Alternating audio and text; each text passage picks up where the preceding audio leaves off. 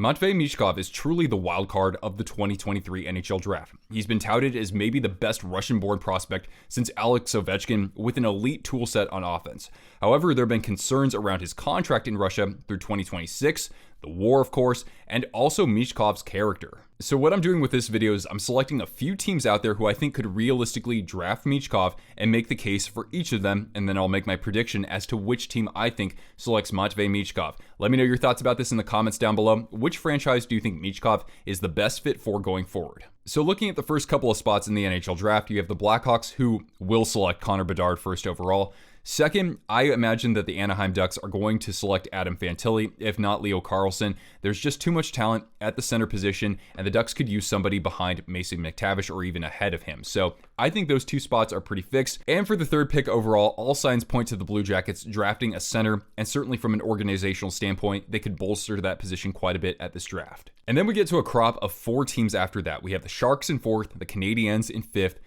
the Arizona Coyotes in 6th, and the Philadelphia Flyers in 7th. I couldn't imagine Michkov sliding quite that far.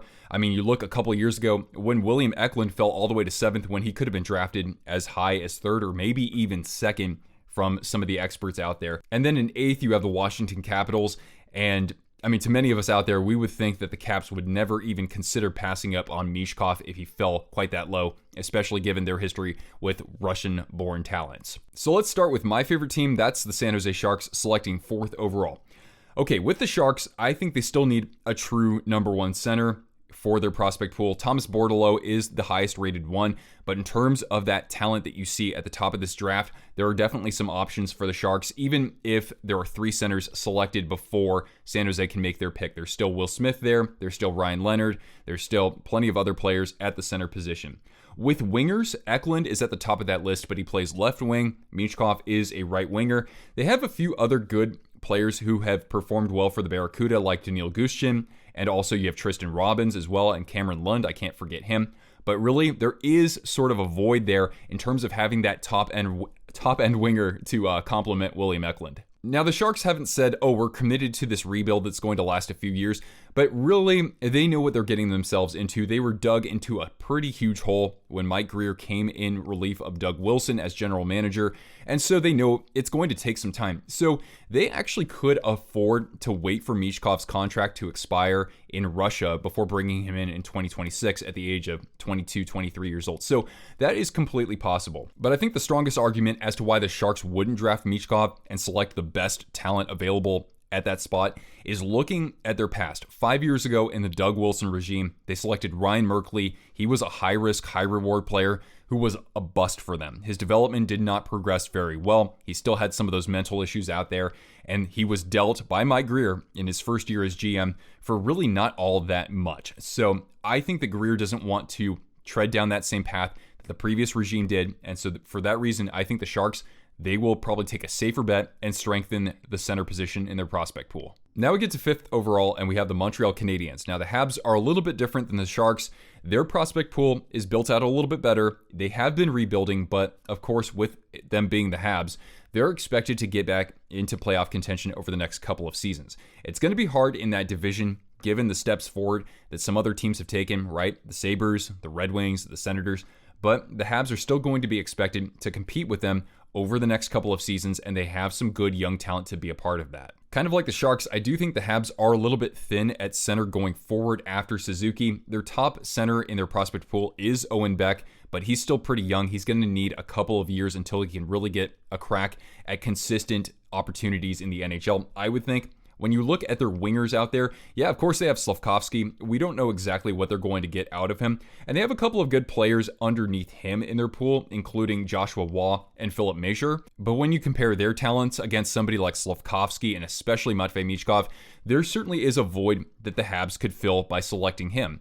The question now is, can the Habs afford to wait 3 more years for Michkov's situation to conclude in Russia? Personally, I don't think so. I think the Habs want to be a playoff caliber team at least within a 3-year period before they have to bring in Michkov. And I think the quickest way they can do that is by drafting the most reliable pick there, and probably somebody at center as well to help them at that position in their prospect pool. Now that leads us to 6th overall, and that's the Arizona Coyotes. Now the Coyotes, they haven't been a true playoff team since 2012, and it's almost seemed like they haven't been in any rush to be at the top of their division, considering they're always just above the cap floor. So you look at the Coyotes, I think one thing that's really standing out here is that not only are they picking 6th overall, they're also picking 12th overall. They have the Senators pick. So let's take a look at the prospect pool. We'll start with center. This is a very center-rich draft, so that's always going to be relevant when discussing the needs for these teams here. So the Coyotes, they could potentially have a very strong 1-2 punch down the middle. Logan Cooley has been excellent ever since he's been drafted at 3rd overall last year. And they also have Connor Geekie, who they got from the Winnipeg Ice in that same draft, and who knows, he could possibly be a future 2 center in Arizona. And then when you get to wing, you have a couple of interesting players here. Of course, Clayton Keller, another fantastic season from him. He'll still have lots of good years ahead when Michkov comes into the NHL in 2026. You have Matias Maccelli, who some out there thought was a snub for the Calder Trophy. I don't know exactly how high his ceiling is going to be going forward. And then you have Dylan Guenther. He's probably their top prospect at the wing position right now. Now, I don't know too much about the defensemen available in the draft. We've seen a couple like Reinbacher vault all the way up into the top 10 for selections. I don't know if Arizona needs that right now. They do have a couple of strong defensemen in their system. But the thing with them is that I think they can afford to wait to be ultra competitive if they brought in Michkov. They're not in a rush to make the playoffs right now necessarily. They actually took a good step forward this past season. And don't forget, if they were to gamble on Michkov at 6th overall, then they would still have the 12th overall pick in case Michkov didn't pan out. Plus, they have tons of draft picks for this year and also next year. Lots of opportunities to collect all sorts of good young assets to really build out their prospect pool in a variety of positions. And lastly, we get to the Philadelphia Flyers, selecting 7th overall. And kind of like the Sharks, right? It's been a bad couple of years for them, and they are sort of thin in a variety of positions out there. But on the flip side, we are talking about Philly here. Philly is a tough, competitive sports market, and so after a couple of down seasons, I think they want to get back into contention over the next 2 or 3 years. So I'm not entirely sure if they're willing to wait on Matvei Michkov, especially when there are other positional voids to be filled. Now, when looking at the current Flyers roster, I think there's a lot of opportunity for some of the top prospects to break in, if not this year, then certainly next year.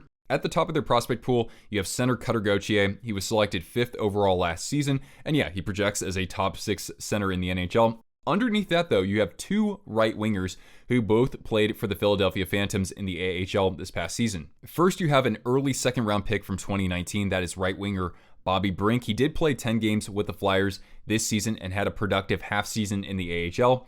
And you also have their 2020 first round selection, and that is Tyson Forster at the same position again, who really tore it up with Philly in the AHL this past season. And when I say with Philly, I mean with Lehigh Valley. Underneath them, I'm not so familiar with the Flyers prospect pool, but kind of like the other teams I was talking about earlier, there is a bit of a void at center. And of course, you have to remember that somebody like Sean Couturier is getting into his 30s already, and he's sort of the top end talent at that position on the Flyers. So they've been linked to somebody like Dalibor Dvorsky. Zach Benson could still be available at this point, maybe Ryan Leonard. I could see the Flyers going with a center or a wing, but not necessarily a right wing in this draft. And you also have to consider, with somebody like Michkov, who's been rumored to have some character flaws, how would he gel with John Tortorella when he first comes over to the NHL? I mean, really, will Tortorella be coaching the Flyers then? I wouldn't think so, but you do have to bring that up. That would be a very interesting story heading into that season. So now we get to my final thoughts, but we'll start with yours. We have this community poll here. Thank you so much for voting. So at the time I'm looking at this, we have 713 votes. 37% of you think that Michkov is not going any lower than 4th to the Sharks at 37%. 23% of you have him falling to the Canadiens. So that means 60% of you think he's going to be drafted in the top 5. 19% of you said the Arizona Coyotes, 10% say the Flyers, so there is considerable drop off there. And then 12% of you said he's going to go somewhere else. So we'll take a look at some of these comments here. Yari says, I desperately want Michkov to go to my Sharks, but Greer and his damn UMass connections will be taking Smith. That has been very par for the course for that regime. They are very much drawn to players who are playing collegiate hockey in Massachusetts, so I hear you out on that one. We'll get to Dean's comment at the bottom here. I will be surprised if he goes in the top 5 due to his contract. I could see him going 6th to Arizona, but I could also see him falling out of the top 10 and and going number 11 to Vancouver. Man, I would be surprised if he fell that far, and that would actually probably be worth a gamble if that team is willing to wait on him. However, the most of what I am seeing is that he would go 5th to the Canadiens. Yeah, it's either the Habs drafting him at 5th or the Sharks drafting him at 4th. That's kind of the consensus out there. A couple other comments that he could go to Washington, Columbus, or to the Anaheim Ducks. So here are my overall thoughts here. The Sharks and the Flyers specifically really do need to build out their prospect pool in a variety of positions, and this is a center-rich draft. The Canadiens, they're expected to be a very competitive team, I think, before Michkov could even arrive at the NHL, just given that market and their way of doing things. So that's why I think it's not quite as realistic for them to select him. However, the Arizona Coyotes at 6th overall, especially given the fact that they have the 12th overall pick as well, they can't miss here. They've already got 2 strong centers in their prospect pool. They have a couple of defensemen there as well, and this is not necessarily as rich of a draft defensively. Who knows, maybe somebody could even fall to them at 12th. So I think they have the ability to gamble on Michkov, and even if they have to wait another 3 years to be potentially good, it's the Arizona Coyotes. That's kind of what they've been doing over the last decades or so in their franchise. Anyway, guys, what are your thoughts on this? Where do you see Michkov falling? Which organization does he fit in best with? Comment down below and stick around for more coverage of the 2023 NHL offseason and hopefully some more draft content as well. Let me know if you have any ideas for future videos like this. And don't forget, guys, you can support my work and get bonus content by tapping the join button down below and becoming a channel member. That is one of the vital ways that this channel can survive. So I really do appreciate additional support there. All right, guys, have a great rest of your week. Hopefully we have some more exciting draft conversations in the weeks ahead. I'm Nick, and I'll catch you twisters later. Ciao.